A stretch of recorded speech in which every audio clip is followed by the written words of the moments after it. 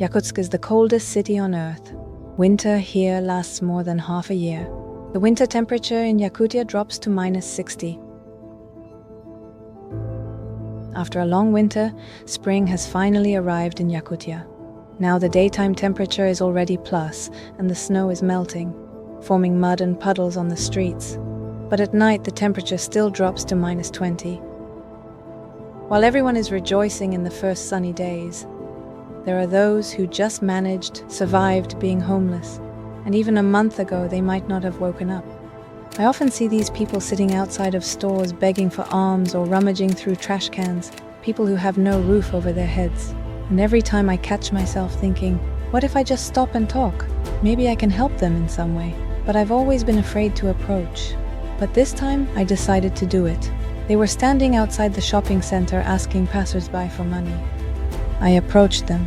I didn't know where to start. I just said hello and asked a few simple questions.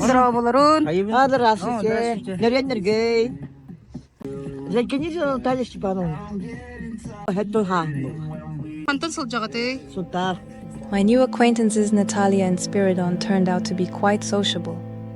Despite their difficult fate, they looked optimistic. They did not try to evoke pity. They were surprisingly neatly dressed. I was even surprised and thought maybe they weren't homeless but just alcoholics. Turns out when they were looking for food at the dumpster the other day, a man saw them and brought them some clothes.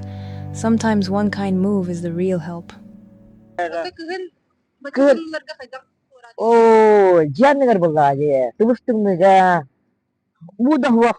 Terus tengah matras wak. Mata tuh jadi. Semua semua. Kalau itu yang kerja kerja jauh. Satu kira beri macam mana? Abranan. Ya, kena cepat. Betul. Mbak, bilgin. Salgın işe.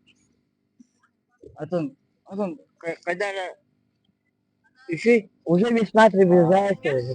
When I asked them to show me where they spent that winter, they refused. I realized it was too personal. It was their only safe haven. Later I found a tape from a local TV station. There's a homeless man talking about how he survived the winter. Пальцев нету. Отрезали. Расскажи, что отморозил, да? Отморозил, конечно. Пешком взлетает, пошел в декабре месяце. Конечно, отморозишь. Борису 55 лет. Он лицо без определенного места жительства. Официально не имеет собственного жилья. По его словам, в этом виноват близкий родственник.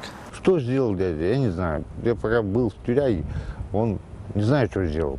То ли продал, то ли в аренду сдал. Я остался без квартиры. Когда Борис Павлович оказался без дома, он ощутил все тяготы жизни на улице. Зимовать под домом – единственное, что ему оставалось в сложившейся ситуации.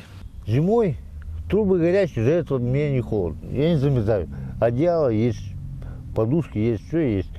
За это укрываюсь. Вот одна проблема – это деньги заработать, чтобы курить, покушать, что-то купить. Второе время дело холод. Холодно, куда деваться?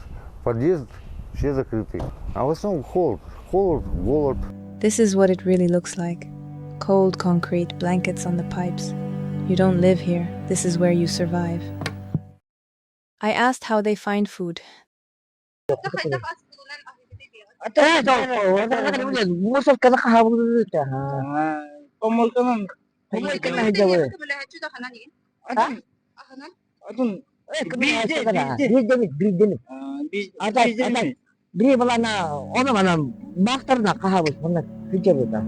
just shrugged.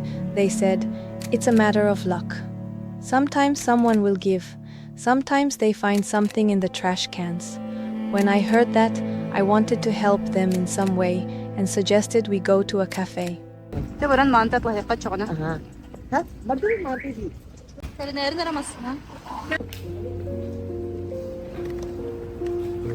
I ordered them a booza. A hot meal in the warmth is something special for them. I have seen how happy they are to have a warm meal. Sitting in the cafe, Natalya told me that she used to work as a teacher. Her husband was also a teacher, but unfortunately he died.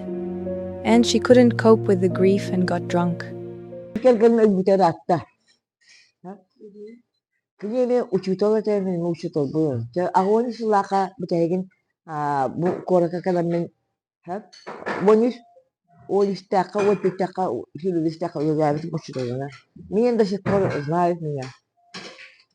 А так болук калмай кадакти битинге. Урут мен жону семедире тим хат.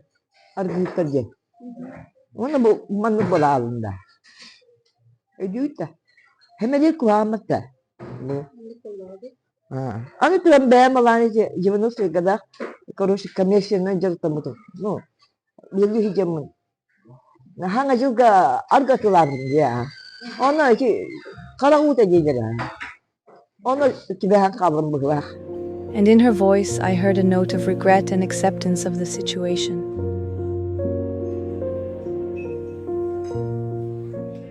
When we left the cafe, I asked her what they were dreaming about. Ну, мы хотели жить нормально. А так не даются жизнь такая. У нас Тель-Авив. Да? Ну.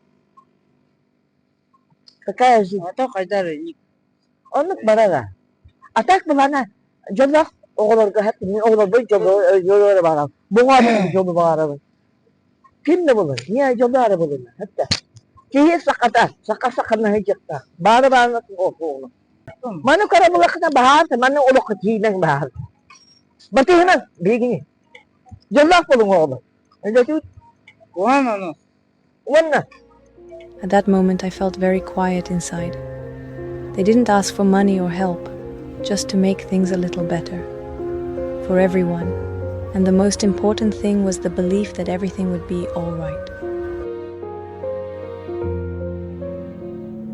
There are no official statistics on the number of homeless people in Yakutsk.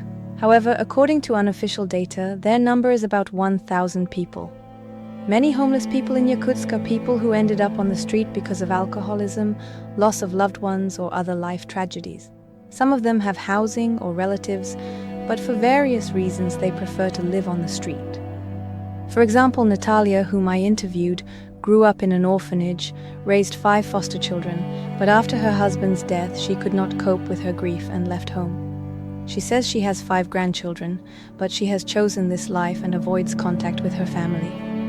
Spiridon, also an orphan from the orphanage, did not want to talk about his life. According to him, he too ended up on the street for personal reasons. Thus, the problem of homelessness in Yakutsk is connected not only with the lack of housing, but also with deep personal tragedies and people's choices. Many of them need support and understanding to return to normal life. This is not a story about homeless people. It's a story about people who are tired of living. People who have been broken by life, but who still open their eyes every morning and walk forward. Not for help, not for pity, just because they are alive. In Yakutia, winter is not just cold, it's -60. It's a struggle to wake up in the morning. They survived it. Which means they have strength, even if it's silent. If it resonates with you, like and subscribe. I shoot about the real Yakutia, about people who are not shown on TV. There will be many more videos about life, people, and everyday life in Yakutia.